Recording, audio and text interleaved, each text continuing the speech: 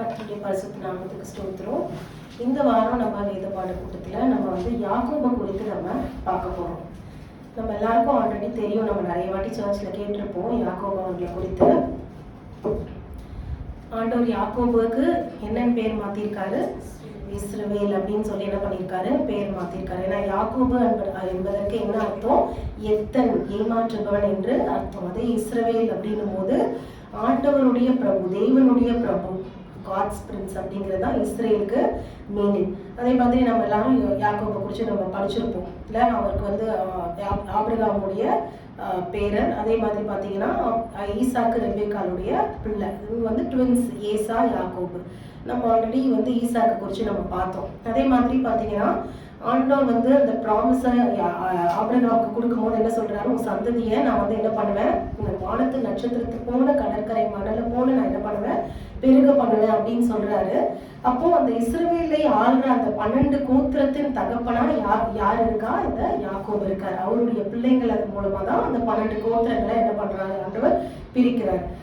யாக்கோபுக்கு பார்த்தீங்கன்னா லேயாள், ராகேல் அப்படின்னு 2 மனைவி இருக்காங்க. அதே மாதிரி மறுமனை ஆண்டிகள் 2 பேர் இருந்தாங்க, பில்கால், சில்பா அப்படின்னு சொல்லி 2 பேர் இருந்தாங்க. அவங்களுக்கு 12 பிள்ளைகள். இதெல்லாம் நம்ம ஆல்ரெடி படிச்சிருப்போம். அதே மாதிரி ஒரு குமாரத்தை இருந்தாங்க, தீனா அப்படின்னு சொல்லிட்டு. இதெல்லாம் நம்ம நிறைய சர்ச்சில் நம்ம கேட்டிருப்போம். நீங்கள் பார்த்தீங்கன்னா ரொம்ப சில பேரை குறித்து தான் அவங்க பிறக்கிறதுக்கு முன்னாடியே அவங்கள பற்றி தீர்க்க தரிசனமா ஆண்டவர் சொல்லியிருக்காருல்ல. கிட்டத்தட்ட யோவான் ஸ்நானகரை பற்றி நம்ம அந்த மாதிரி படிச்சிருக்கோம். அதே மாதிரி ஆண்டவராக இயேசு கிறிஸ்துவை குறித்து தீர்க்க தரிசனமா சொல்லியிருக்காங்க. அதே மாதிரி பார்த்தீங்கன்னா எரேமியாவை குறித்து ஆண்டவர் சொல்றாரு. எரேமியா 1:5 தாயின் கருவில் இருக்கிறதுக்கு முன்பாகவே நான் என்ன பண்ண தெரிந்து கொண்டேன் அப்படின்னு. அதே மாதிரி பார்த்தீங்கன்னா யாக்கோபு அந்த அம்மா வயிற்றுல இருக்கும்போது, ரெபேக்காளுடைய வயிற்றுல இருக்கும் போதே பிள்ளைகள் ரெண்டும் ஒன்னோடு ஒன்று மோதிட்டு இருக்கும் போது அவங்க என்ன பண்றாங்க? இது எப்படியோ அப்படின்னு சொல்லி என்ன பண்றாங்க? ஆண்டவர்கிட்ட விசாரிக்க போறாங்க. அப்பவே ஆண்டவர் என்ன சொல்றாரு? இந்த மூத்தவன் யாரை சேவிப்பான்? இளையவனை சேவிப்பான். இளையவன் தான் பெரிய ஜாதியாக்குவேன் அப்படின்னு ஆண்டவர் என்ன பண்றாரு? அந்த வாக்கு தத்தத்தை கொடுக்குறாரு. அப்போ வயிற்றுல தாயின் கருவில் இருக்கும் போதே ஆண்டவர் என்ன பண்ணாரா? யாக்கோபை தெரிந்து கொள்வதை நம்ம பார்க்கிறோம். அதே மாதிரி நம்ம இப்ப என்ன பார்க்க போறோம் அப்படின்னா, இந்த யாக்கோபனுடைய வாழ்க்கை குறித்து தான் நம்ம பார்க்க போறோம். நம்ம நிறைய படிச்சிருப்போம்ல, யாக்கோபு எப்படி இருந்தாரு, அவர் எப்படி ஏமாத்தினாரு, அவங்க அண்ணனை ஏமாத்துறது, அவங்க அப்பாவை ஏமாத்தி ஆசீர்வாதங்களை பெற்றுக்கொண்டது, அதுக்கப்புறம் அவர் எப்படி அவர் அந்த தேசத்தை விட்டு கடந்து போனது, இது எல்லாத்தையும் குறித்து நம்ம வாசிச்சிருப்போம். நம்ம இன்னைக்கு என்ன பார்க்க போறோம் அப்படின்னு பார்த்தீங்கன்னா, ஆண்டவர் யாக்கோபை சந்திக்கிறாருல்ல. நீங்க பார்த்தீங்கன்னா இங்க ஏசாவின் கோபம் தணிகிறதுக்காக அவங்க என்ன பண்றாங்க? ரெபேக்கா என்ன சொல்றாங்க? நீ என்ன பண்ணு, 16 இருக்க என்னுடைய சகோதரர் லாபானுடைய வீட்டுக்கு நீ போய் கொஞ்ச நாள் அங்க தங்கிடு. உன் சகோதரனுடைய கோபம் தணிஞ்சதுக்கு அப்புறமா நான் சொல்லி அனுப்புறேன், அப்ப நீ வா அப்படின்னு சொல்லும் போது அவன் போறான். அப்ப முதல்ல ஆண்டவர் என்ன பண்றாரு? சொப்பனத்துல யாக்கோபோடு கூட பேசுறாரு. ஒரு பயத்தோடு அவன் கடந்து போகும்போது ஆண்டவர் என்ன பண்றாரு? தைரியப்படுத்துறாருல்ல. அவனுக்கு ஒரு சொப்பனத்தை கொடுத்து, அதே மாதிரி அந்த இடத்துல இருந்து திரும்பவும் ஆண்டவர் அவன் இந்த தேசத்துக்கு வரும்போது, அவன் கல்யாணம் ஆகி அத்தனை பிள்ளைகள் பிறந்து திரும்ப 2 பரிவாரத்தோட திரும்பி வரும்போதும் ஆண்டவர் என்ன பண்றாரு? யாக்கோபோடு கூட முகமுகமா அப்ப நம்ம என்ன பண்றோம்? பேசுறத நம்ம பார்க்கிறோம். அப்போ யாக்கோபுடைய வாழ்க்கை, அந்த தேவன் அவனை சந்திக்கிறதுக்கு முன்பாக எப்படி இருந்தது, தேவன் அவனை சந்திச்சதுக்கு அப்புறமா எப்படி இருந்தது அப்படிங்கறத தான் நம்ம ஒரு கம்பேரிட்டிவ் ஸ்டடி மாதிரி நம்ம பார்க்க போறோம் இன்னைக்கு யாக்கோபை குறிச்சு. ஆண்டவர் சந்திப்பதற்கு முன்பாக யாக்கோபுடைய வாழ்க்கை எப்படி இருந்தது, ஆண்டவர் சந்திச்சதுக்கு அப்புறமா யாக்கோபுடைய வாழ்க்கை எப்படி இருந்தது அப்படின்னு நம்ம பார்க்க போறோம். ஸோ இதுல முதல்ல நம்ம பார்க்க போறது, யாக்கோபு குறித்து நம்ம வாசிக்கும் போது ஆதியாகமத்துல 25 அதிகாரத்துல 29ஆம் வசனத்திலிருந்து 34வது வசனம் வரைக்கும் நம்ம வாசிச்சோம் அப்படின்னா, எப்படி அந்த சேஷ்டபுத்திர பாகத்துக்காக யாக்கோபு எப்படி ஏசாவை ஏமாத்தி ஏசா கிட்ட இருந்து அந்த சேஷ்டபுத்திர பாகத்தை வாங்கினாரு அப்படிங்கிறத குறித்து நம்மளால வாசிக்க முடியும். ஆதியாகமம் 25 அதிகாரம் 29லேருந்து 34 வரைக்கும் நீங்க பாத்தீங்கன்னா,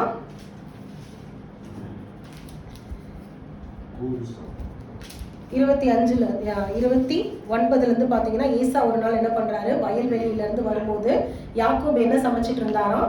கூழ் சமைச்சு கொண்டிருந்தார். அப்போ ஏசா என்ன பண்றாரு? யாக்கோபை நோக்கி, அந்த சிவப்பான கூழ்லே நான் சாப்பிட கொஞ்சம் தான், நான் இழைச்சிருக்கிறேன் அப்படின்னு சொல்லி என்ன பண்றாரு? கேட்கிறாரு. என்ன கேட்டார் அவரு? அவருடைய இங்க பாத்தீங்கன்னா கிட்டத்தட்ட அண்ணன் தம்பி கிடையாது, இவங்க யாரு? ட்வின்ஸ் இல்லை, ட்வின்ஸ்னா வந்துட்டு ஒன்னா பிறக்கிறவங்க, அவங்க தான் நம்ம ட்வின்ஸ் அப்படின்னு சொல்லுவோம். அவர் என்ன கேட்குறாரு, நீ வந்து இந்த கூழ் சமைச்சிட்டு இருக்கேன், நான் வெளியே போய் டயர்டா வந்திருக்கேன், எனக்கு என்ன பண்ணு அந்த கூழ் தான் அப்படின்னு சொல்லி கேட்குறாரு. இன்னைக்கு நம்மளாம் நம்ம வீட்டில் யாரோ நம்ம ஏதோ ஒன்று பண்ணிட்டு இருக்கோம், நம்மளுடைய அக்காவோ இல்லை தங்கச்சியோ அண்ணனோ தம்பியோ ஏதாவது கேட்டால் நம்ம என்ன பண்ணுவோம், உடனே கொடுத்துருவோம்ல. ஆனால் இவர் என்ன சொல்றாரு, நீ என்ன பண்ணு, இது தரணும்னா உன்னுடைய அந்த சேஷ்ட புத்திர பாகத்தை நீ என்ன பண்ணு, எனக்கு விற்று போடு. ஏன்னா முதல் பிள்ளைங்களுக்கு 2 பங்கு வந்து தகப்பனுடைய பங்கும் சேர்ந்து அந்த முதல் பிள்ளைகளுக்கு வந்து ஆண்டவர் சொல்லியிருக்காரு, சுதந்திரமா கொடுத்திருக்காரு. அப்ப அதை நீ என்ன பண்ணு, எனக்கு கொடுத்துரு அப்படின்னு சொல்லி என்ன பண்றாரு, ஏசா கிட்ட சொல்றாரு. ஏசாவும் அதை அலட்சியப்படுத்தி என்ன பண்ணிடுறாரு, அந்த கூழ் காசப்பட்டு அவருடைய சேஷ்ட புத்திர பாகத்தை என்ன பண்ணிட்டாரு, இழந்து போயிட்டாரு இல்ல. அப்போ ஒரு சின்ன விஷயம், ஒரு சின்ன ஒரு கூழுக்காக என்ன பண்ணிட்டாரு, ஏசா அந்த சேஷ்ட புத்திர பாகத்தை வித்துட்டாரு. அதே மாதிரி நம்ம இந்த பக்கம் பார்க்க போனா ஒரு சின்ன காரியம், அது கூட வந்து அவர் கூட பிறந்த இத்தனைக்கும் வந்து சொல்லுவாங்க, யூஸ்வலா வந்து உலகத்துல நார்மல் பிரதர் சிஸ்டர்ஸ் விட அந்த ட்வின்ஸ் வந்து ரொம்ப பாசமா இருப்பாங்க அப்படின்னு சொல்லுவாங்க. ஏன்னா அவங்க 2 பேரும் வந்து ஒட்டி ஒன்னா பிறக்கிறதுனால எப்பவுமே வந்துட்டு ஒருத்தருக்கு உடம்பு சரியில்லைனாலும் இன்னொருத்தருக்கு அஃபெக்ட் ஆகும். அதே மாதிரி ரொம்பவும் நார்மலா இருக்க அந்த சிப்ளிங்ஸை விட இந்த ட்வின்ஸா பிறக்கிறவங்க வந்து ரொம்ப ஒருத்தர் மேல ஒருத்தர் அன்பா இருப்பாங்கன்னு சொல்லுவாங்க. ஆனா இங்க பாத்தீங்கன்னா யாக்கோபு எதுக்காக ஏமாத்திருக்காரு, ஒரு கூழுக்காக என்ன பண்ணிருக்காரு, அந்த சேஷ்ட புத்திர பாகத்தை வாங்கியிருக்காரு இல்ல. அப்ப அப்படிதான் அவருடைய வாழ்க்கை வந்து ஆண்டவர் சந்திக்கிறதுக்கு முன்பாக இருந்துக்கு. ஆண்டவர் என்ன சொல்றாரு, நம்ம ஒருத்தர் நம்ம அன்பா இருக்கணும், நம்ம சகோதரன்னா நம்ம எப்படி இருக்கணும், ஒருத்தர்ல ஒருத்தர் நம்ம அன்பு கூறணும் அப்படின்னு வேதம் சொல்லுதுல. ஒரு வசனம் வாசிங்க, 1 யோவான் 4 அதிகாரம் 20வது வசனம் 21வது வசனம். 1 யோவான் 4 20 21. தேவனிடத்தில் அன்பு கூறுகிறேன் என்று ஒருவன் சொல்லியும் தன் சகோதரனை பகைத்தால் அவன் பொய்யன். தான் கண்ட சகோதரனிடத்தில் அன்பு கூறாமல் இருக்கிறவன் தான் காணாத தேவனிடத்தில் எப்படி அன்பு கூறுவான்?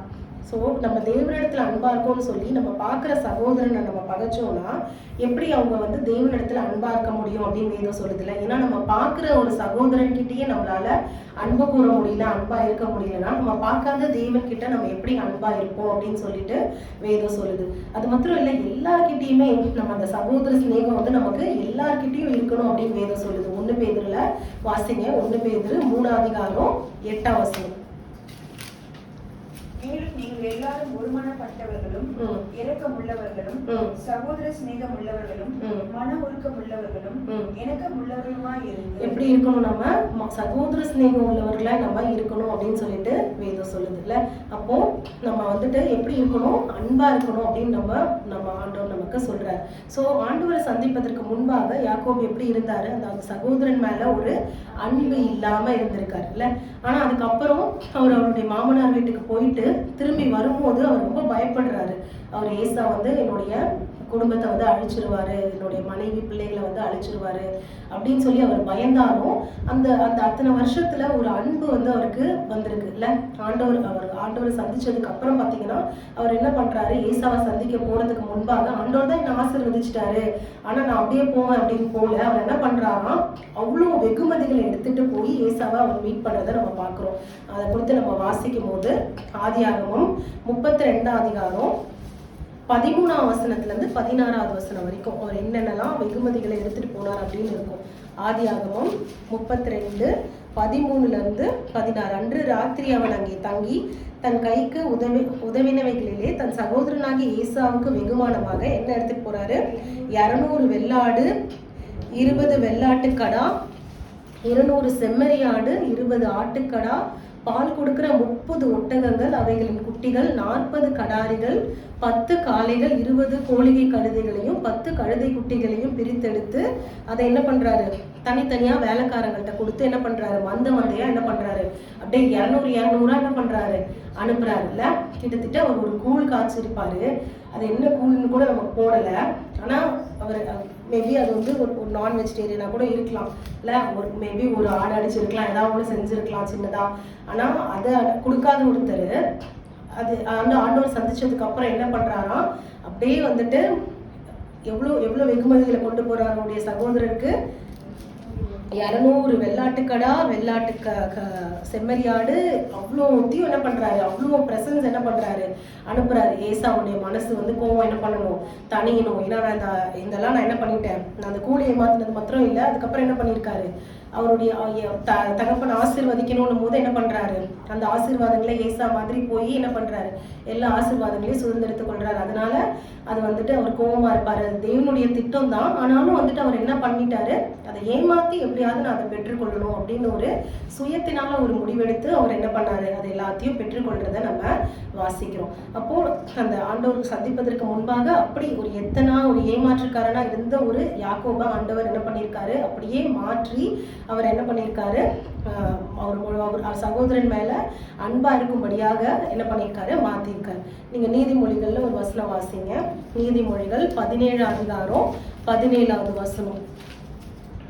சிநேகிதன் எல்லா காலத்திலும் சிநேகிப்பான், இடுக்கணில் உதவவே சகோதரன் பிறந்திருக்கிறான். ஸோ சிநேகிதன் வந்து எப்பவுமே சிநேகிப்பான். ஆனால் நமக்கு ஒரு துன்பம் வரும்போது, ஒரு இடுக்கண் வரும்போது அப்பதான் நம்மளுக்கு யார் இருக்கிறது, நம்மளுடைய சகோதரன் ஆண்டவர் நம்மளுக்காக வச்சிருக்காங்க.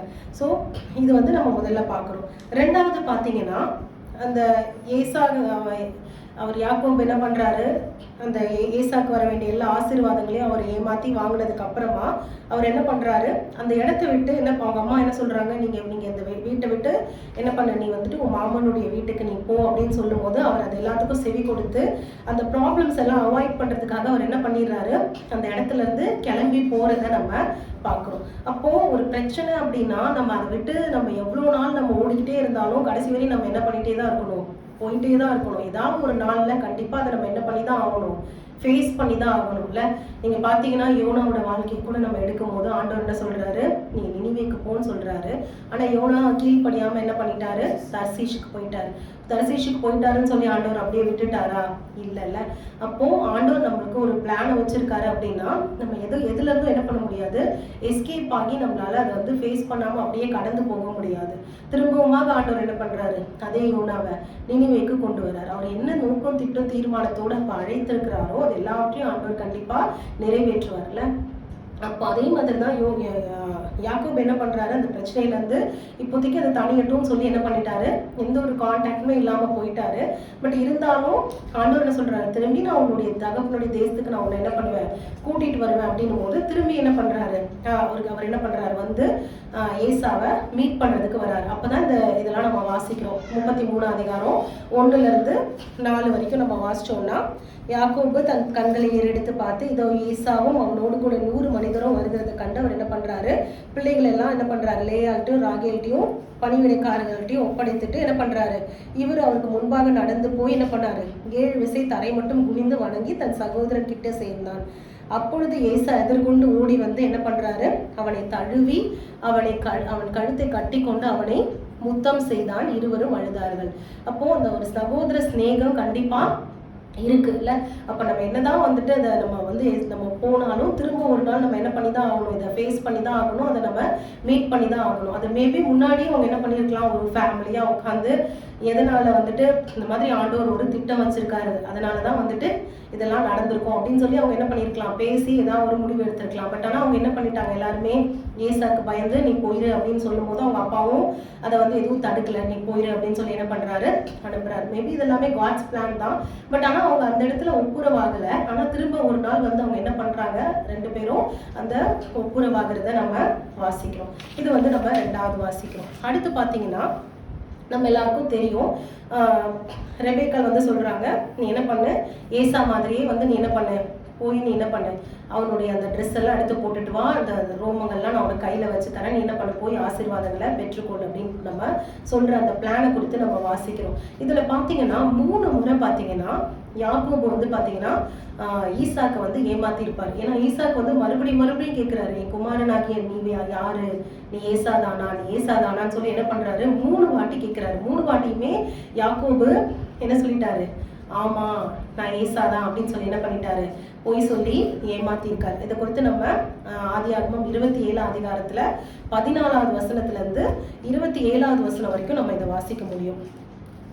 ஆதியாகமம் 27 14ல இருந்து 27 வரைக்கும் நீங்க பாத்தீங்கன்னா இதுல அந்த 18ஆம் வசனத்துல முதல்ல வந்து கேட்கிறார். ஆதியாகமம் 27:18 அவன் தன் தகப்பனிடத்தில் வந்து என் தகப்பனே என்றான். அதற்கு அவன் இதோ இருக்கிறேன், நீ யார் என் மகனே, அப்படி யார் அப்படின்னு சொல்லி கேட்கிறாரு. அதுக்கு இவர் என்ன சொல்றாரு, யாக்கோபு. அப்பொழுது யாக்கோபு தன் தகப்பனை நோக்கி நான் உமது மூத்த மகனாகிய ஏசா. என்ன சொல்றாரு? ஃபர்ஸ்ட் டைம் ஏமாத்துறாரு. நான் வந்து ஏசா, நீங்க சொன்னபடியே நான் என்ன பண்ணிட்டேன், நான் வந்துட்டு உங்களுக்காக சமைச்சு எடுத்துட்டு வந்திருக்கேன், வேட்டையாடி நான் எடுத்துட்டு வந்திருக்கேன், அதை நீங்க புசிங்க அப்படின்னு சொல்லி கொடுக்குறாரு. அப்பவும் இவரால் நம்ப முடியல ஈசாக்கால. ஈசாக்கு என்ன சொல்றாரு, இது எப்படி உனக்கு சீக்கிரமா ஆகப்பட்டது அப்படின்றது எல்லாத்தையும் கேட்டுட்டு, என் குமாரனாகி ஏசாதானோ அல்லவோ, நான் உன்னை தடவி பார்க்கறதுக்காக நீ என்ன பண்ண, என் கிட்டவா, நீ ஏசாதானோன்னு எனக்கு தெரியல, எனக்கு சந்தேகமா இருக்கு, நீ கிட்டவா அப்படின்னும் போது யாக்கோபு என்ன பண்றாரு, அப்பயும் ஒத்துக்கல, நான் வந்துட்டு ஏசா இல்லை, நான் யாக்கோபு அப்படின்னு ஒத்துக்காம என்ன பண்றாரு, கிட்ட போய் நான் ஏசாதான் அப்படின்னு என்ன பண்றாரு, போய் நிக்கிறாரு.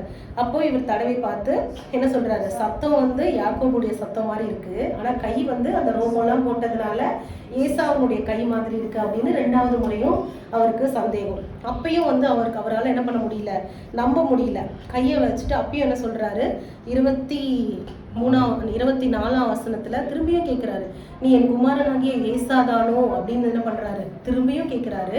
அப்பயும் அவர் என்ன சொல்றாரு, யாக்கோபு, அவன் நான் தான் அப்படின்னு சொல்றாரு. ஸோ 3 வாட்டி பார்த்தீங்கன்னா என்ன பண்ணியிருக்காரு, அவருடைய தகப்பனை ஏமாத்திருக்காரு, நான் வந்துட்டு ஏசா அப்படின்னு சொல்லிட்டு. இல்லை, நம்ம என்ன பண்ணாலும் அதுக்கான பலனை நம்ம என்ன பண்ணுவோம், கண்டிப்பா வாழ்க்கையில கண்டிப்பா என்னதான் ஆண்டவர் ஆசீர்வதிச்சாலும் நம்ம பண்ணாது, ஏதாவது தப்பு பண்ணியிருந்தோம் அப்படின்னா கண்டிப்பா ஆண்டவர் என்ன பண்ணுவார், அதை நம்ம இந்த பூமியில இருக்கும் போதே, அதான் வசனம் சொல்லுது, நீதிமானுக்கு அவன் பூமியில இருக்கும் போதே சரி கட்டப்படும் அப்படின்னு சொல்லியிருக்குல்ல. அப்போ இது எல்லாத்துக்கும் என்ன பண்ணியிருக்காரு ஆண்டவர், ஒரு லெசன் அவனுக்கு கற்றுக் கொடுக்கணும், ஒரு பாடத்தை கற்றுக் கொடுக்கணும் அப்படிங்கிறதுக்காக இவன் என்னெல்லாம் ஏமாத்துறானோ அதே மாதிரி இவருடைய வாழ்க்கையில என்ன இருக்கு, நிறைய அவரை ஏமாறுறதை நம்ம பார்க்குறோம். ஸோ 3 முறை அவங்க அப்பாவை என்ன பண்ணியிருக்காரு, அவர் ஏமாத்திருக்காரு. அதே மாதிரி இவரும் வந்து பார்த்தீங்கன்னா 3 முறை ஏமாந்துருக்காரு. முதல்ல பார்த்தீங்கன்னா நம்ம எல்லாருக்கும் தெரியும், எதுக்காக, ராகேல் மேல பிரியமா இருக்காரு இல்ல, ராகேலுக்காக நான் வேலை செய்வேன் 7 வருஷம் அப்படின்னு சொல்லும் போது இதை குறித்து நம்ம வாசிக்கும் போது ஆதியாகமம் 29ஆம் அதிகாரம் 18ஆம் வசனத்துல இருந்து 28ஆவது வசனம் வரைக்கும் இது இருக்கும். அவர் ராகேல் மேல பிரியமா இருக்கிறதுக்காக நான் ராகேலுக்காக 7 வருஷம் வேலை செய்வேன் போது லாபான் என்ன பண்ணிடுறாரு, அது கரெக்டா அந்த இது நிறைவேறி அந்த ராகேல கொடுக்க வேண்டிய நாள் வரும்போது என்ன பண்ணிடுறாரு, லேயால கொடுத்துடுறாரு. லேயால கொடுத்ததுக்கு அப்புறம் காலையில தான் கண்டுபிடிக்கிறாரு. லேயான்னு கண்டுபிடிச்ச உடனே அவர் ஏன் ஏமாத்துனீங்க அப்படின்னு என்ன பண்றாரு, போய் கேட்கிறாரு. அப்போ இவர் ஒரு வாட்டி என்ன பண்ணாரு, அவங்க அப்பாவை ஏமாத்துனது நிமித்தம் இவரை வந்து யார் ஏமாத்துனா, அவருடைய மாமனார் ஏமாத்தி திரும்பி என்ன சொல்றாரு, நான் வந்துட்டு நீ இந்த இடத்து வழக்கம் கிடையாது, மூத்த மகள் இருக்கும் போது இளைய மகளை கொடுக்கறது, அதனால நீ என்ன பண்ண, இன்னொரு 7 வருஷம் நீ வேலை செய்ய அப்படின்னு சொல்லிட்டு என்ன பண்றாரு, அதுக்கப்புறம் ராகேல கல்யாணம் பண்ணி கொடுக்கறத நம்ம பார்க்கிறோம். ஸோ 14 வருஷம் என்ன பண்ணியிருக்காரு, அவரு ராகேலுக்காக என்ன பண்ணியிருக்காரு, வேலை செஞ்சிருக்கிறத நம்ம பார்க்கிறோம். ஸோ இது வந்து முதல் முறை ஏமாற்றப்படுறது.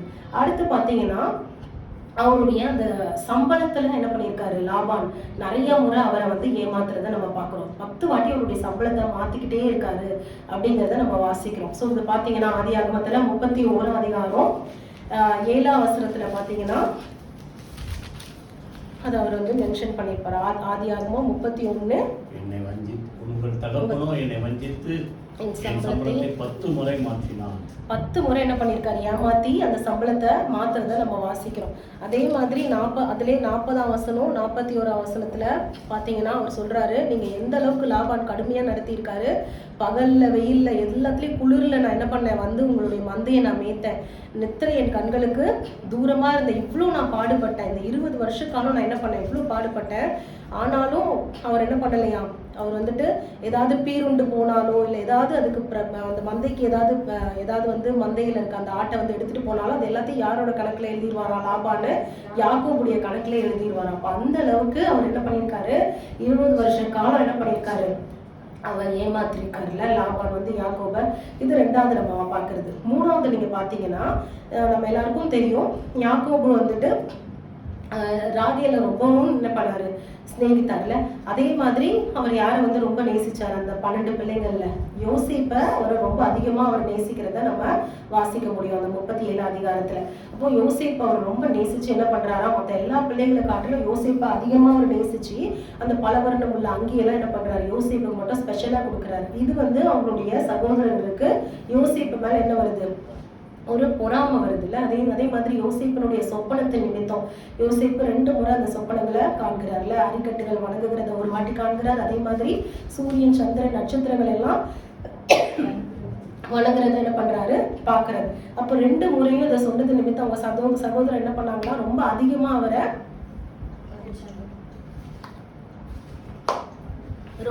என்ன பண்ணாங்க, பகைச்சாங்க. அதனால அவங்க என்ன பிளான் பண்ணிட்டாங்க, இவருக்கு சாப்பாடு எடுத்துட்டு வரும்போது கண்டிப்பா நம்ம என்ன பண்ணிருக்கோம், கொன்றணும் அப்படின்னு நினைச்சவங்க. அதுக்கப்புறம் ஆண்டவர் அதுக்கு இடம் கொடுக்கல.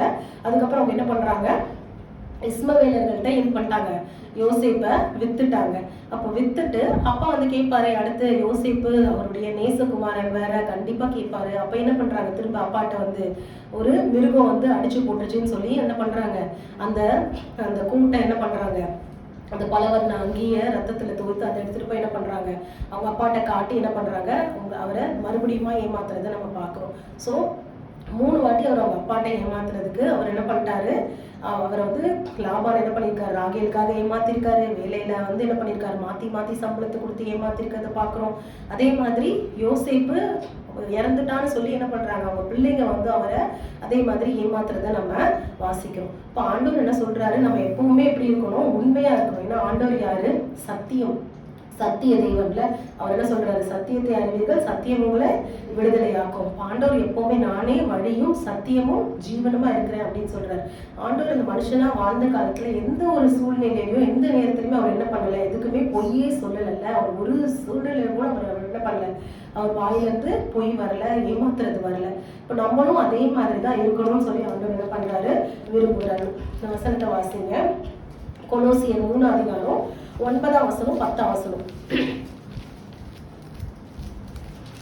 ஒருவருக்கொரு பொய் சொல்லாதிருங்கள், பழைய மனுஷனையும் அவன் செய்திகளையும் கலைந்து போட்டு தன்னை சிருஷ்டித்தவருடைய சாயலுக்கு ஒப்பாய் பூரண அறிவடையும்படி புதிதாக்கப்பட்ட புதிய மனுஷனை தரித்துக் கொண்டிருக்கிறோம். நம்ம என்ன பண்ணக்கூடாதான், பொய் சொல்லக்கூடாது. எந்த காரியத்திலையும் அந்த பழைய பொய் சொல்ற அந்த பழைய மனுஷனை கலைந்து போட்டு ஆண்டவருடைய சாயலுக்கு ஒப்பான ஒரு புதிதாக்கப்பட்ட புதிய மனுஷனை நம்ம என்ன பண்ணணுமா, தரித்து கொள்ளணும் அப்படின்னு சொல்லி வேதம் சொல்லுது. அப்ப எந்த காரியமா இருந்தாலும் நம்ம என்ன பண்ணக்கூடாது, பொய் சொல்லாம நம்ம ஏமாத்தாம இருக்கணும் அப்படிங்கறது நம்ம 3வது நம்ம வாசிக்கிறோம். அதே மாதிரி நம்ம நெக்ஸ்ட் நம்ம வாசிக்கும் போது அவர் யாக்கோபு கடந்து செல்லும் போது அவர் எப்படிதான் போறாரு, வெறும் கையாதான் அவர் கடந்து போறாருல, வெறும் ஒரு கோலோட அவர் என்ன பண்றாரு, அந்த யோர்தானை கடக்கிறத நம்ம வாசிக்கிறோம். அப்போ ஆண்டவர் அறிவதற்கு முன்பாக நீங்க பாத்தீங்கன்னா வெறும் கோலும் கையுமா தான் அவர் என்ன பண்றாரு, நடந்து செல்றாரு. ஏன்னா தலைக்கு வைக்கிறதுக்கு கூட அவருக்கு என்ன இல்லையா, ஒரு தலைக்காணியோ இல்லை ஏதோ ஒரு பேகோ, அவர் ட்ரெஸ் எல்லாம் எடுத்துட்டு போயிருந்தா கண்டிப்பா ஏதாவது ஒரு துணி மூட்டையோ ஏதோ ஒன்று இருந்திருக்கும்ல. அது எதுவுமே இல்லாம அவர் என்ன பண்றாரு,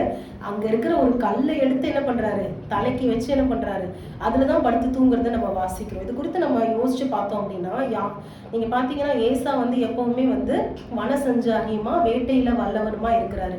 ஆனா யாக்கோபு எப்படி இருந்தாரா, குணசாலையும் கூடாரவாசியுமா இருக்கிறத நம்ம வாசிக்கிறோம். அப்போ வீட்டிலே இருந்த ஒரு பிள்ளை சடனா ஒரு பிரச்சனைனால அவர் வெளியே போற ஒரு சூழ்நிலை அப்பதான் முதல் அவருக்கு வருது. அப்போ அவங்க அம்மா இல்லை, அவங்க அப்பா இல்லை, யாரும் இல்லை, கூட கையிலயும் எதுவும் இல்லை, வெறும் கையா அவர் கடந்து போகும்போது அப்ப எந்த ஒரு மன நிலைமையில அவர் இருந்திருப்பாருல்ல. நான் அந்த ஒரு மனநிலைமையில அவரு கல் எடுத்து தலைக்கு வச்சுட்டு தூங்கும் போதுதான் ஆண்டவர் என்ன சொல்றாரு, நீ பயப்படாத, நான் உன் முற்பிதாக்களின் தெய்வம், நான் என்ன பண்ண மாட்டேன், நீ திரும்பி இந்த தேசத்துக்கு வர்ற வரைக்கும் நான் என்ன பண்ண மாட்டேன், உன்னை நானே கைவிட மாட்டேன், நீ எங்க போனாலும் நான் என்ன பண்ணுவேன், உன் கூட இருந்து உன்னை ஆசீர்வதித்து நான் என்ன பண்ணுவேன், பெருக பண்ணி உன்னை மறுபடியும் இந்த தேசத்துக்கு நான் வர பண்ணுவேன் அப்படின்னு சொல்லி ஆண்டவர் சொல்றதை நம்ம வாசிக்கிறோம். இதுல யாக்கோபு சொல்றதை நம்ம வாசிக்கும் போது 32ஆம் அதிகாரம் 10ஆம் வசனத்துல என்ன சொல்றாரு, அடியேனுக்கு தேவரே காண்பித்த எல்லா தயவுக்கும் எல்லா சத்தியத்துக்கும் நான் எவ்வளவேனும் பாத்திரன் அல்ல, நான் கோலும் கையுமா இந்த யோர்தானை கடந்து போனேன். சோ ஆண்டவர் ஆசீர்வதிப்பதற்கு முன்பாக அவர் எப்படி போயிருக்காராம், வெறும் கோலும் கையுமா தான் அவர் கடந்து போயிருக்கிறத நம்ம பாக்குறோம். அதே மாதிரி 28ஆம் அதிகாரத்துல நீங்க ஒரு வசனத்தை வாசிச்சீங்கன்னா 20ஆம் வசனத்துல அவன் என்ன கேட்கிறார், அவரு யாக்கோபு, தேவனோடு இருந்து நான் போகிற இந்த வழியிலே என்னை காப்பாற்றி உண்ண ஆகாரமும் உடுக்க வஸ்திரமும் எனக்கு தந்து என்னை என் தகப்பன் வீட்டுக்கு சமாதானத்தோடு திரும்பி வர பண்ணுவாரானால் கர்த்தர் எனக்கு தேவனா இருப்பார். நான் இந்த தூணா நிறுத்துற இந்த கல்லு தான் தேவனுக்கு வீடாகும், நான் எல்லாவற்றிலும் தசமபாகம் செலுத்துவேன் அப்படின்னு சொல்லி என்ன பண்றாரு, ஒரு பொருத்தனை பண்றாரு. அவர் பெருசா எதுவுமே கேட்கல. அவர் அவங்க அப்பாட்ட ஆசீர்வாதத்தை எல்லாத்தையும் வாங்கிட்டாரு. 2 பங்கு சேஷ்ட புத்திரபாகம் பர்த்ரேட் அவர் கிடைச்சிருச்சு, எல்லாமே கிடைச்சிருச்சுன்னு அவர் நினைச்சாரு. ஏமாத்தி எல்லாமே வாங்கிட்டேன்னு. ஆனா அவர் கையில என்ன இல்லை, எதுவுமே இல்லாம தான் அவர் என்ன பண்றாரு, அந்த யோர்தானை கடந்து போற ஒரு சூழ்நிலையை நம்ம பார்க்கிறோம். அவர் பெருசா எதுவுமே ஆசீர்வதிங்க, என்னை இப்படி ஆக்குங்க அப்படி ஆக்குங்க எதுவுமே கேட்கல. என்ன கேட்கிறாரு, நான் போற இந்த வழியில என்ன நீங்க என்ன பண்ணணும். ஏன்னா அவ்வளவு ஒரு பயத்தோடு அவர் கடந்து போறாருல்ல. ஏன்னா வீட்டிலே இருந்த ஒரு பிள்ளை, செல்லமா வளர்ந்த ஒரு பிள்ளை, அம்மா கூடயே இருந்த பிள்ளை, அவர் போகும்போது அவர் என்ன கேட்கிறாரு, நான் போற வழியில என்ன முதல்ல நீங்க காப்பாற்றணும். அதுக்கப்புறம் எனக்கு என்ன கொடுத்தா போதும், சாப்பிடுறதுக்கு எனக்கு ஏதோ ஒரு சாப்பாடு கிடைச்சா போதும், கொடுக்கறதுக்கு ஒரு வஸ்திரம் கிடைச்சா போதும், இது மட்டும் எனக்கு கொடுத்தீங்கன்னா நீங்க தான் என் தேவன் கண்டிப்பா அப்படின்ற ஒரு மனநிலைமையில தான் அவர் என்ன பண்றாரு, போறாரு. இது அவர் எப்ப சொல்றாரு, ஆண்டவர் வாக்குத்தத்தத்தை அங்க என்ன பண்றாரு, அந்த சொப்பனத்துல அவர் பாக்குறாரு. 13ஆம் வசனத்துல, அதற்கு மேலாக கர்த்தர் நின்று, நான் உன் தகப்பனாகிய ஆபிரகாமின் தேவனும் ஈசாக்கின் தேவனும் ஆகிய கர்த்தர், நீ படுத்திருக்கிற பூமியை நான் என்ன பண்ணுவேன், இந்த பூமியை நான் உன் சந்ததிக்கு கொடுப்பேன் அப்படின்னு சொல்றாரு. அதே மாதிரி இந்த சந்ததி வந்து எப்படி இருக்கும், உன் சந்ததி பூமியினுடைய தூளை போல இருக்கும். நீ மேற்கையும் கிழக்கையும் வடக்கையும் தெற்கையும் நீ பரம்புவ. உனக்குள்ள உன் சந்ததியின் பூமியில வம்சம் எல்லாத்தையும் நான் ஆசீர்வதிப்பேன். நான் கூட இருந்து நீ எங்க போனாலும் அங்க நான் என்ன பண்ணுவேன், உன்னை காத்து திரும்பவுமா இந்த தேசத்துக்கு நான் உன்னை திரும்பி வர பண்ணுவேன். நான் உனக்கு நான் சொன்னதை செய்யும் அளவும் உன்னை நான் கைவிடுவதில்லை அப்படின்னு இவ்வளோ தூரம் அவர் ஆசீர்வாதத்தை கொடுக்கும் போது யாக்கோபுக்கு அதெல்லாம் எனக்கு வேணாம், எனக்கு என்ன வேணும், ஆண்டவர் என்னை காப்பாத்தி எனக்கு சாப்பாடு, எனக்கு ட்ரெஸ்ஸு கொடுத்து எனக்கு சமாதானத்தோட நான் திரும்பி என் வீட்டுக்கு வந்தா நான் போதுன்ற ஒரு மனநிலைமையில தான் அவர் என்ன பண்றாரு, போறாருல. அப்ப ஆண்டவர் ஆனா சந்திச்சதுக்கு அப்புறமா அவர் எப்படி திரும்ப வராரு, ஒரு ஏசாவுக்கே வந்து அவர் கிஃப்டா வந்து 200 வெள்ளாடு இதை எல்லாத்தையும் அவங்க 200 செம்மறியாடெல்லாம் அவர் அனுப்புனாருன்னா அப்ப அவர் எவ்வளவு பெரிய செல்வந்தரா இருந்திருப்பாருல்ல. யோசிச்சு பாருங்க, ஒரு ஆடு என்ன ரேட் விற்கிதுல இன்னைக்கு. இதுல 200 வெள்ளாடு, 200 செம்மறியாடு, கழுதை, கோவேறு கழுதை இவ்வளோத்தையும் என்ன பண்ணியிருக்காரு, கிஃப்டா கொடுத்துருக்காருன்னா அப்ப எந்த அளவுக்கு அந்த 20 வருஷத்துல ஆண்டவர் கூட இருந்து அவர் ஆசீர்வதிச்சிருப்பாருல்ல. அதான் சொல்றாரு, நீங்க என்ன ஆசீர்வதிச்சதுக்கு நான் எவ்வளவு வேணும், நான் எப்படி இல்லை, நான் பாத்திரம் நல்ல. அதுல 30ஆம் அதிகாரம் 32ஆம் அதிகாரம் 10ஆம் வசனத்துல நம்ம வாசிக்கும் போது என்ன சொல்றாரு, நான் கோலும் கையுமா அந்த யோர்தானை கடந்து போனேன், இப்பொழுதோ இவ்விரண்டு பரிவாரங்களையும் உடையவனானேன் அப்படின்னு சொல்லி அவர் சொல்றதை நம்ம வாசிக்கிறோம். அது மாத்திரம் இல்லை, அவர் கூட இருந்து ஆசீர்வதிக்கிறதுனாலதான் ஃபர்ஸ்ட் டைம் அவர் வந்துட்டு யோசேப்பு பிறந்த உடனேவே திரும்பவுமாக அவருடைய தேசத்துக்கு வரணும்னு நினைக்கும் போது லாபான்ட்ட என்னை அனுப்பிடுங்க நான் போறேன் அப்படின்னு சொல்லும் போது லாபான் என்ன சொல்றாரு, இல்ல ஆண்டவர் உன் கூட இருந்து ஆசீர்வதிக்கிறாரு, அதனால நீ என்ன பண்ணக்கூடாது, நீ போகக்கூடாது, உனக்கு என்ன வேணுமோ நீ கேளு, நான் என்ன பண்றேன் அது எல்லாத்தையும் நான் என்ன பண்றேன் உனக்கு நான் தரேன், ஏன்னா ஆண்டவர் உன் கூட இருந்து உன்னை ஆசீர்வதிக்கிறத நான் பாக்குறேன் அப்படின்னு சொல்லி லாபானுடைய வாயினால என்ன பண்றாரு, அறிக்கை பண்றதை நம்ம பாக்குறோம். அப்ப அந்த அளவுக்கு ஆண்டவர் என்ன பண்றாரு, ஒரு கோலும் கையுமா போன ஒரு யாக்கோப ஆண்டவருடைய அந்த சந்திப்பிற்கு பிறகு அந்த அளவுக்கு ஆண்டவர் என்ன பண்றாரு, ஆசீர்வதிக்க நம்ம பார்க்கிறோம். அதே மாதிரி அவர் போகும்போது பாத்தீங்கன்னா 28ஆம் அதிகாரம் 10ஆம் வசனத்துல நம்ம வாசிக்கும் போது, யாக்கோபு பெயர்செபாவை விட்டு புறப்பட்டு ஆரானுக்கு போக பிரயாணம் பண்ணி ஒரு இடத்துல வந்து சூரியன் அஸ்தமித்தபடியினால், அப்ப என்ன டைம், அங்க சூரியன் அஸ்தமித்துருச்சுன்னா கிட்டத்தட்ட நைட் ஆக போகுதுல, பகல் முடிஞ்சிருச்சு, சூரியன் மறைஞ்சிருச்சு. அப்போ ஒரு அந்த இருட்டுனால என்ன இருக்கும், ஒரு பயம் இருக்கும். ஏன்னா அது ஒரு காட்டு வழியா இருக்கலாம், ஏதாவது மிருகங்கள் அந்த பக்கமா வரலாம். அப்போ அது ஒரு பாடுகளையும் ஒரு பிரச்சனைகளையும் குறிக்குதுல்ல. சூரியன் அஸ்தமிக்கிற ஒரு நிலைமையில அவன் என்ன பண்றான், அந்த தேசத்தை விட்டு அவன் கடந்து போறான். அதே அவன் திரும்பி வரும்போது நம்ம வாசிச்சோம் அப்படின்னா ஆதியாகமம் 32ஆம் அதிகாரம் 31வது வசனம், ஆதியாகமம் 32:31. அவன் பெனியிலே கடந்து போகையில் சூரியன் உதயமாயிற்று. அப்போ அந்த ஆண்டவரோட போராடி அவன் மேற்கொண்டு அதுக்கப்புறம் என்ன பண்றான், அந்த பெனியில கடந்து போகும்போது என்ன ஆகுதான், சூரியன் உதயமாயிற்று அப்படின்னு நம்ம பாக்குறோம்ல. இப்ப இன்னைக்கு நம்மளுடைய லைஃப்ல கூட நம்ம நிறைய நேரம் வந்துட்டு அவ்வளவுதான் என் லைஃப் முடிஞ்சிச்சு, ஒரு சூரியன் அஸ்தமிக்கிற மாதிரி அவ்வளவுதான் என் வாழ்க்கை முடிஞ்சதுன்னு கிடையாதுல்ல. ஒரு சூரியன் அஸ்தமனம் ஆச்சுன்னா அடுத்த நாள் என்ன ஒரு கேரண்டி இருக்கு, அடுத்த நாள் கண்டிப்பா அந்த சூரியன் என்ன ஆகும், உதைக்கும், கண்டிப்பா உதிக்காம போயிடாதுல்ல. அப்ப அதே மாதிரி தான் நம்மளுடைய பிரச்சனைகளும், இன்னைக்கு நம்மளுக்கு இந்த பிரச்சனை இருக்கலாம், ஆனா நாளைக்கு கண்டிப்பா அதுக்கு ஒரு சொல்யூஷன் நமக்கு கிடைக்கும்ல. ஏன்னா சங்கீதம் 30:5 ஆண்டவர் என்ன சொல்றாரு, இதோ சாயங்காலத்துல அழுகை தங்கும் ஆனா விடியற் காலத்துல களிப்பு உண்டாகும் அப்படின்னு வேதம் சொல்லுதுல. அப்ப சாயங்காலத்துல அழுகை தங்குனாலும் அப்படியே இருந்துராது, அந்த சாயங்காலமாவே அதே மாதிரி இரவாவே வந்து நம்மளுக்கு இருந்துராதுல. அடுத்து கண்டிப்பா என்ன ஆகும், ஒரு விடியல் கண்டிப்பா பிறக்கும், அதே மாதிரி ஒரு சமாதானம் ஒரு சந்தோஷம் கண்டிப்பா கிடைக்கும் அப்படிங்கிறத நம்ம பாக்குறோம். நெக்ஸ்ட் பாத்தீங்கன்னா யாக்கோபு பிறக்கும் போதே பாத்தீங்கன்னா அவனுடைய அந்த ஏசாவோட போராடிட்டே என்ன பண்றாரு, அவருடைய குதிகாலை பிடிச்சுக்கிட்டே தான் என்ன பண்றாரு, வெளியே வர்றதை நம்ம பாக்குறோம். நீங்க அதை குறித்து வாசிக்கும் போது ஆதியாகமம் 25ஆம் அதிகாரம் 6வது வசனம். பின்பு அவன் சகோதரன் தன் கையினாலே ஏசாவின் குதிகாலை பிடித்து கொண்டு வெளிப்பட்டான். அவனுக்கு யாக்கோபு என்று பெயரிட்டார்கள். வரும்போதே அவன் என்ன பண்றான், அந்த ஏசா கூட ஒரு போராட்டத்தோடயே தான் அந்த பூமிக்கு வந்திருக்காருல்ல. வரும்போதே ஒரு ஏசாவை பிடிச்சிக்கிட்டே அந்த காலையில பிடிச்சி இழுத்துக்கிட்டே தான் வந்திருக்காரு. அதே மாதிரி வந்த பிறகும் பார்த்தீங்கன்னா அந்த சகோதரரோட என்ன இல்லை, ஒரு ஒற்றுமை இல்லை, ஒரு அன்பு இல்லை, ஒரு விட்டு கொடுக்கறது இல்லை. அப்போ அப்படி சகோதரனோட போராடுற ஒரு நிலைமையில தான் இருந்திருக்காருல்ல. ஆனா அவர் அந்த தேசத்தை விட்டு கடந்து போயிட்டு திரும்ப வரும்போது 32ஆம் அதிகாரத்துல நம்ம வாசிக்கும் போது மறுபடியும் ஆண்டவரை என்ன பண்றாரு, ஒரு தூதன் இருக்கும், அவரை சந்திக்கிறத நம்ம வாசிக்கிறோம். 32ஆம் அதிகாரம் 24வது வசனத்தை நம்ம வாசிச்சோம் அப்படின்னா, யாக்கோபு பிந்து தனித்திருந்தான். அப்பொழுது ஒரு புருஷன் பொழுது விடியும் அளவும் அவனோட போராடி அவனை மேற்கொள்ளாததை கண்டு அவனுடைய தொடை சந்தை தொட்டார். அதனாலே அவருடனே போராடுகையில் யாக்கோபின் தொடை சந்து சுளுக்கிற்று. அப்ப அவர் சொல்றார் 26ல, நான் போகட்டும், பொழுது விடுகிறது என்றார்.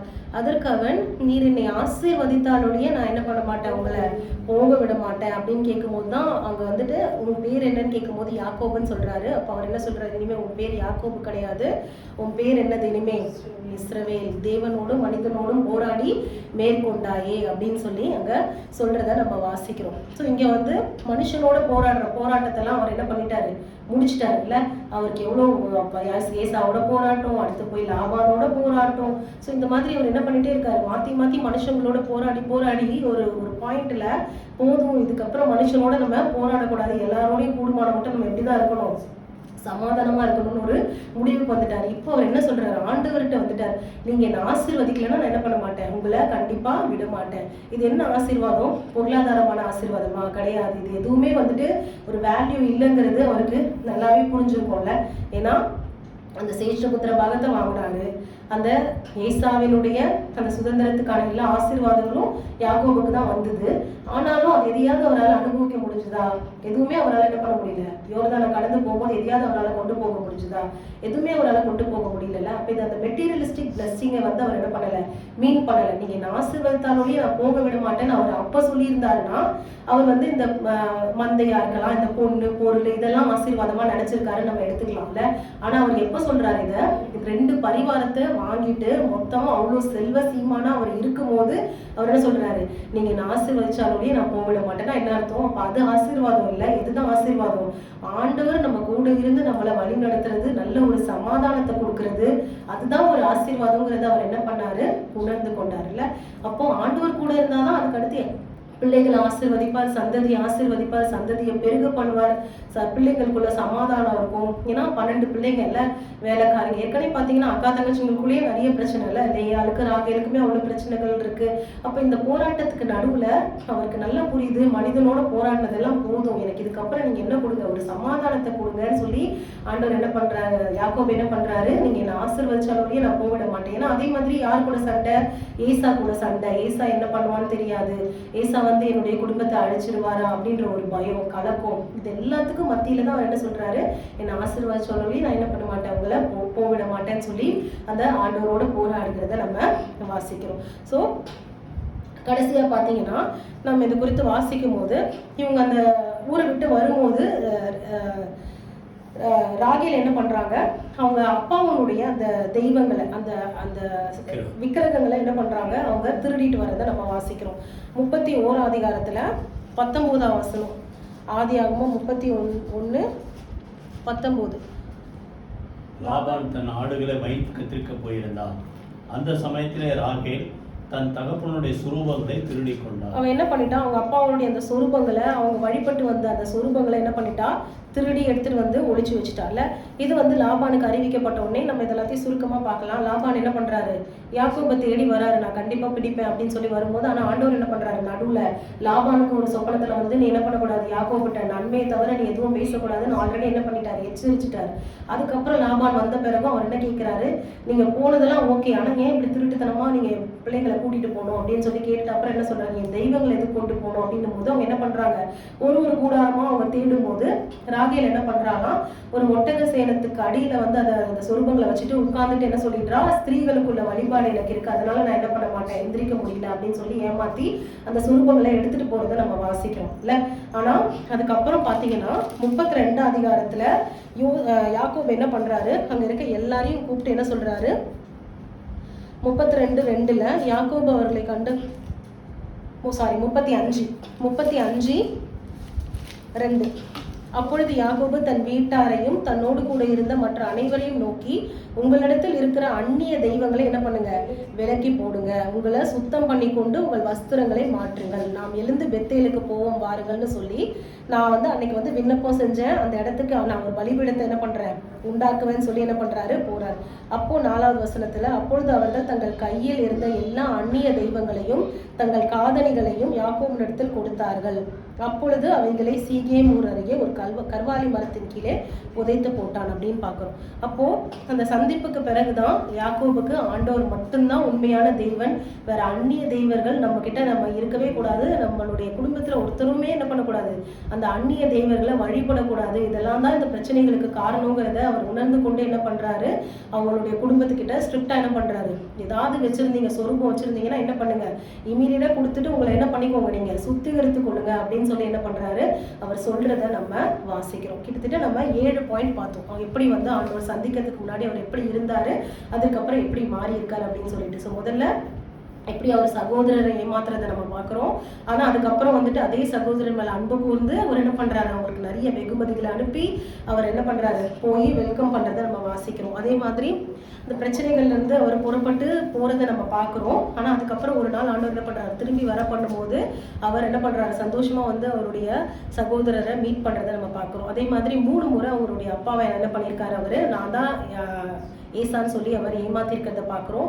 அதே மாதிரி 3 வாட்டி அவர் ஏமாற்றப்பட்டு அதை எப்படி அவர் உணர்ந்து கொண்டிருப்பார் கண்டிப்பா அப்படிங்கிறத நம்ம வாசிக்கிறோம். நெக்ஸ்ட் அதே மாதிரி பார்த்தீங்கன்னா ஒரு கோலும் கையுமா அவர் புறப்பட்டு செல்றவரை ஆண்டவர் என்ன பண்ணாரு, ஆசீர்வதிச்சு 2 பரிவாரத்துக்கும் உடையவரா சொந்தமா அனுப்புறாரு.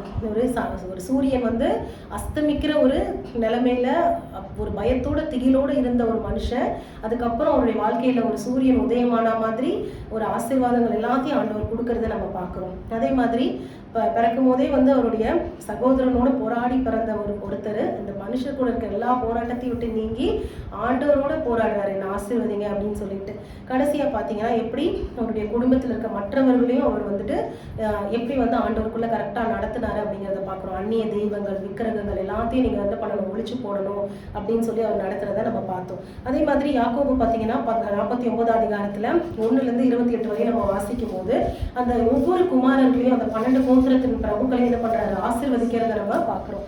அதுல பாத்தீங்கன்னா முக்கியமா யூதாவை குறித்து நிறைய தீர்க்க தரிசன வசனங்களை, இயேசு கிறிஸ்துவினுடைய பிறப்பு குறித்து நிறைய தீர்க்க தரிசன வசனங்களை என்ன பண்றாரு, சொல்றத நம்ம வாசிக்கிறோம். இப்ப ஆண்டவர் என்ன பண்ணியிருக்காரு, யாக்கோபுக்கு அது எல்லாத்தையும் வெளிப்படுத்தி இருக்கிறத நம்ம வாசிக்க முடியுது. அதே மாதிரி யாக்கோபு பாத்தீங்கன்னா அவர் இறக்கும் போது நீங்க என்ன பண்ணக்கூடாது, இந்த இடத்துல புதைக்க கூடாது, என்ன பண்ணணும், என்னுடைய முற்பிதாக்கள் கிட்டதான் நீங்க என்ன பண்ணணும், என்ன நீங்க புதைக்கணும் அப்படின்னு சொல்லிட்டு சாகிறதையும் நம்ம வாசிக்கிறோம். ஆதியாகமத்துல 49 அதிகாரம் 29வது வசனம். நான் என் ஜனத்தாரோடு சேர்க்கப்பட போகிறேன். ஏத்தியனானே எப்பெப்ரோனின் நிலத்திலுள்ள குகையிலே என்னை என் பிதாக்கள் அந்தடியே அடக்கம் பண்ணுங்கள் என்று கட்டளையிட்டு. ஸோ கிட்டத்தட்ட பார்த்தீங்கன்னா அவர் எல்லாத்தையும் சொல்லிட்டாருல, என்னை இங்கே புதைக்கக்கூடாது, என்ன பண்ணுங்க, நீங்கள் இந்த கல்லறையில் தான் என்ன பண்ணணும், ஆபிரகாம் ஈசாக்கு அவங்களெல்லாம் வச்சு அதே இடத்துல தான் நீங்கள் என்ன பண்ணணும், என்ன அடக்கம் பண்ணணும் அப்படிங்கிறத முதற்கொண்டு அவர் என்ன பண்ணிட்டாரு, எல்லாவற்றையும் சொல்லிட்டு அவர் இறக்கிறத நம்ம வாசிக்கிறோம்ல. ஆண்டவர் அவர் அவ்வளோ தூரம் ஆசீர்வச்சனால்தான் அவர் வந்துட்டு பார்த்தீங்கன்னா யோசேப்பு இறந்துட்டாருன்னு அவர் நினச்சிட்டு இருக்கும்போது, ஆனால் யோசேப்பு மூலமா அந்த குடும்பம் வந்து திரும்பமாக வந்துட்டு அந்த பஞ்சத்துல வந்து காக்கப்படுற அந்த காரியங்களை நம்ம வாசிக்கிறோம். அதே மாதிரி யோசேப்பு ஆண்டவர் என்ன பண்றாரு, எகிப்து தேசத்துல அவ்வளவு தூரம் உயர்த்தி வச்சிருக்கிற எல்லா சுக செய்திகளையும் அவர் கேள்விப்படுறாருல்ல. அப்படியே அவர் அந்த ஒரு நிம்மதி இல்லாம அவருடைய வாழ்க்கை முடிஞ்சு போகல இல்ல. நீங்க பாத்தீங்கன்னா அந்த யோசேப்பு இறந்துட்டாருன்னு கேட்டதுல இருந்து யாராலையுமே அவர் என்ன பண்ண முடியலையா, தேற்ற முடியலையா. அந்த அந்த இதுல இருந்து அவர் வெளியவே வராம அவர் என்ன பண்றாரு, அவர் அப்படியே அந்த துக்கத்துல அமிழ்ந்து அவர் இருக்கிறத நம்ம வாசிக்கிறோம். ஆனாலும் அவங்க என்ன பண்றாங்க, எகிப்துக்கு போயிட்டு திரும்ப வந்து யோசேப்பு உயிரோடு இருக்கிறான்னு சொல்லும் போது அவருடைய ஆவி உயிர்த்துது அப்படின்னு நம்ம வாசிக்கிறோம். அது எல்லாவற்றையும் கேட்டு ஒரு சமாதானத்தோடு அந்த பிள்ளைங்களை ஆசீர்வதிச்சு கிட்டத்தட்ட ஆண்டவர் கொடுத்த அந்த ப்ராமிஸ் எல்லாத்தையும் அவரால் என்ன பண்ண முடியுது, கண்ணார அவர் பார்த்துட்டு தான் அவர் என்ன பண்ணாரு, அவருடைய வாழ்க்கையை அவர் முடித்திருக்கிறத நம்ம வாசிக்கிறோம். கர்த்தருடைய பரிசுத்த நாமத்துக்கு ஸ்தோத்திரம். கர்த்தரை துதிப்போம். ஹல்லேலூயா. அதிகமாக இன்னைக்கு உணர்த்தப்படுறது என்னன்னா, மனுஷன் எதை விதைக்கிறானோ அதையே அறுப்பான். கலாத்தியர் 6:7 அப்படி போட்டு பார்த்தீங்கன்னா 3 முறை பெத்த தகப்பனை ஏமாத்தினா, அதே போல் 3 முறை முக்கியமான சூழ்நிலையில் யாக்கோபு ஏமாற்றப்பட்டான். ஆனாலும் ஆண்டவர் அவனை சந்தித்து அவனை ஆசீர்வதித்ததினால எல்லாவற்றையும் திரும்பவும் அவன் என்ன செய்தான், பெற்றுக்கொண்டான். அதே போல அவன் ஆசீர்வதிக்கப்பட காரணம், ஏசாவுக்கு மேல ஆண்டவர் ஏன் அவனை ஆசீர்வதித்தார்னு பார்த்தீங்கன்னா, ஏசா வந்து வனசஞ்சாரி, யாக்கோபு குணசாலி, கூடாரவாசி. அதான் ஏற்கனவே நம்ம சர்ச்சில் நிறைய தடவை சொல்லியிருக்கோம். அந்த கூடாரத்தில் யார் இருந்திருக்கிறாங்க தெரியுமா? அருமையான ஆபிரகாம் கூட இருந்திருக்காங்க. ஈசாக்கு மாத்திரமல்ல, ஆபிரகாம். ஈசாக்குக்கு பிள்ளைங்க பிறக்கும்போது 60 வயசு. அதே போல் ஆபிரகாமுடைய ஆயுசு நாட்கள் 175. அப்போது 160ல் பிறந்திருக்காரு. 15 வருஷம் ஆபிரகாம் அந்த யாக்கோபோடு கூட இருந்திருக்கிறார். எபிரேயரில் கூட அதில் போட்டிருக்கோம். ஆபிரகாம் என்ன செய்தார், தன்னுடைய அந்த சந்ததியாகிய ஈசாக்கோடு யாக்கோபோடு கூடாரத்தில் குடியிருந்தான். அப்போ பாருங்கள், ஒரு தாத்தா என்ன பண்ணியிருக்கிறாரு, இந்த குட்டி பிள்ளைக்கு எப்படி நடக்கணும்னு சொல்லி கொடுத்ததால அதை யாக்கோபு அந்த வார்த்தையை கேட்டு தாய் வார்த்தைக்கு கீழ்ப்படிந்தது மாத்திரம் இல்லை, அந்த முற்பிதாக்களுடைய வார்த்தைக்கு கீழ்ப்படிந்தபடினால அவன் தேவனால் ஆசீர்வதிக்கப்பட்டான். கர்த்தரை ஸ்தோத்திரப்படுவோமா? ஆண்டவரே உமக்கு நாங்கள் நன்றி செலுத்துகிறோம். யாக்கோபை குறித்து நாங்கள் எச்சரிப்பின் காரியங்களை நாங்கள் பெற்றுக்கொண்ட யாரையும் ஏமாற்றாதபடிக்கு, வஞ்சிக்காதபடிக்கு ஆண்டவரை எல்லாருக்கும் ஆண்டவரை உண்மையாக இருக்க கர்த்தர் எங்களுக்கு உதவி செய்வீராக. ஆண்டவரை ஒன்றுமில்லாத ஒரு சூழ்நிலையில யாக்கோபை கர்த்தர் சந்தித்து அவனை ஆசீர்வதித்து அவனுக்கு வாக்குத்தத்தம் கொடுத்து நீர் சொன்ன அந்த வார்த்தையின்படியே அவனை பெருக செய்து திரும்ப சமாதானத்தோடு அவருடைய சுயதேசத்துக்கு கர்த்தர் கொண்டு வந்தீரே. அதே போல நீர் கொடுத்த ஒவ்வொரு வார்த்தைகளை தேவ ஜனங்களுடைய வாழ்க்கையில நிச்சயமாய் நிறைவேற்றுவீர் என்று சொல்லி நாங்கள் அறிந்து கொண்டு உங்களுடைய நாமத்தை மகிமைப்படுத்துகிறோம். வரப்போகிற நாட்களில் இன்னும் அநேக பரிசுத்தவனுடைய வாழ்க்கையை நாங்கள் ஆராய்ந்து பார்க்க கர்த்தர் எங்களுக்கு அனுக்கிரகம் செய்வீராக. இயேசு கிறிஸ்துவின் ஜீவனுள்ள ஜெயமுள்ள நாமத்தில் ஜெபிக்கிறோம் நல்ல பிதாவே, ஆமென். ஆத்துமாவே கர்த்தரை ஸ்தோத்திரி, என் முழுமே என்னுடைய பரிசுத்த நாமத்தை ஸ்தோத்திரி. என் ஆத்துமாவே கர்த்தரை ஸ்தோத்திரி, அவர் செய்த சகல உபகாரங்களை மறவாதே. ஆமென், ஆமென், ஆமென். God bless you.